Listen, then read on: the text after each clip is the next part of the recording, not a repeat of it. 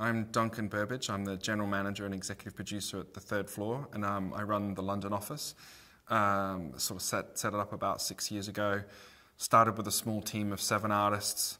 That's, I thought that was going to be a nice small amount of people, just very intimate, and it quickly grew. And now we're a team of 80. So it's been a great fun ride, and obviously our main headquarters is based in Los Angeles, so they have about 250 people there. So we're a big family global company focusing on visualization.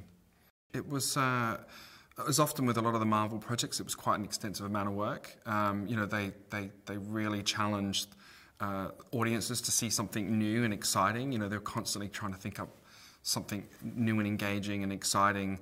And so Doctor Strange, when we sat down to look at that, was like, okay, how's this going to work? And if you've seen the film, you can kind of imagine day one of that sort of film, trying to wrap your head around even just some of the concepts were a challenge.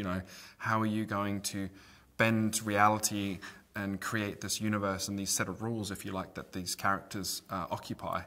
So we were involved very early. One of our great previs supervisors, Faraz Hamid, is one of my team from London, went out to California for pre-production. So he was there within Marvel's offices with a small team. And then moved back to London, where we did the bulk of the pre-production and shoot work. So very hands-on with all of the visual effects teams, production design, stunt team, second unit department, everyone. It got so crazy, I think at one point he even had his own golf buggy to go down to set because he would frequently get called down because somebody would have to, asking questions about, okay, what are we shooting? Does this make sense? Practical sense, because we're trying to do something that's completely surreal and never been seen before.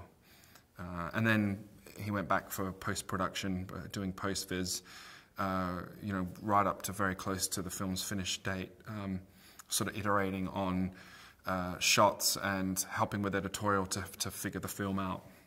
I think it was all of those things. In this case, it was, starting at the very beginning where everyone's sitting in a room and sort of verbally, pitching ideas or what were the visual gags that they were going to try and do, and then thinking about how to put those together in the context of an overall story. And then once they've done that and they had a sequence everyone was in love with, then sitting down and working out how to break that down and actually physically shoot it. So it was a very staged process where normally you'd go in and perhaps there'd be tons of storyboards and a lot of data already there. In this case, it was very much sit down, let's think this through.